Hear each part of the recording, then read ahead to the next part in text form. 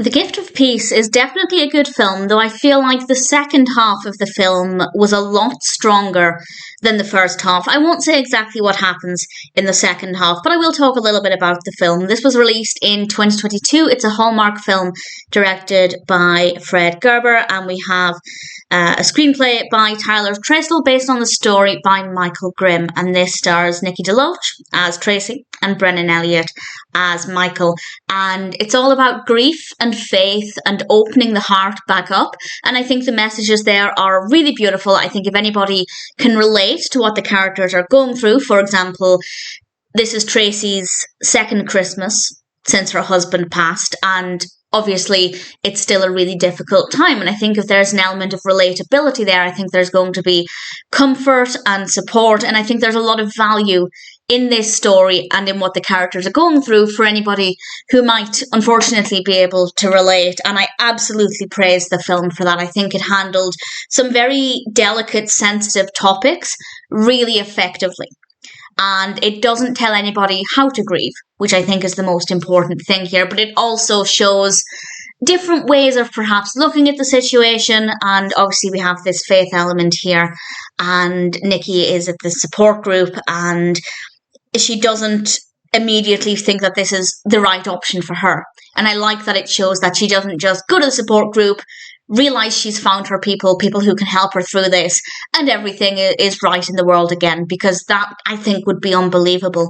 That's not to say somebody couldn't experience that, but I think it is a very realistic story, and I believed the characters, I believed their motivations, I believed their emotions. So, in general, I think it is a very well-written film, but I do think the first half jumps around a little bit too much. I don't love the structure of the first half. I didn't love the pacing of it. I feel like it was very, very slow. And honestly, I was thinking, I don't know if I'm really going to enjoy this film, but around the halfway mark, give or take, it kind of changed direction.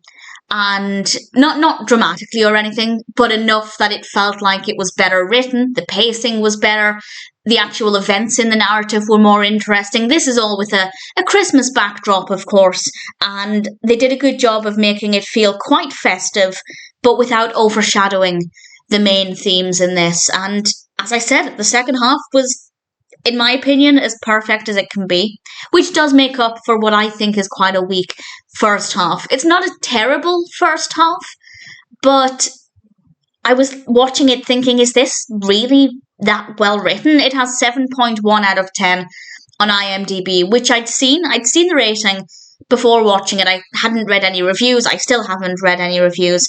And I was watching it thinking, really? Is this a 7.1 out of 10? But actually, as it went on, I can definitely see why it would be rated quite highly. So not perfect, but it still has a lot to offer. And yeah, the second half might actually be as close to perfect as possible. So needless to say, it definitely picks up. And ultimately, I really enjoyed The Gift of Peace. There are some really strong messages in this. There are a lot of different emotions. It is quite a heavy watch, but we do have scenes that are more lighthearted and uplifting, just to keep things a little bit lighter, but without taking away from the seriousness of a lot of the characters' situations. And even though the events in the first half are kind of scattered and not that great, I still feel like the messages are solid, believable, the characters' emotions feel realistic. So all of that is still well done in the first half, and I feel like that just increases as we go into the second half. And honestly, it is still a good film. The Gift of Peace has a lot of value. There's a lot of benefit in watching this film. I think it could provide a lot of people with comfort and support and reassurance, and that is a beautiful thing. The Gift of Peace may not be perfect all of the way throughout, but it gets there. It definitely does.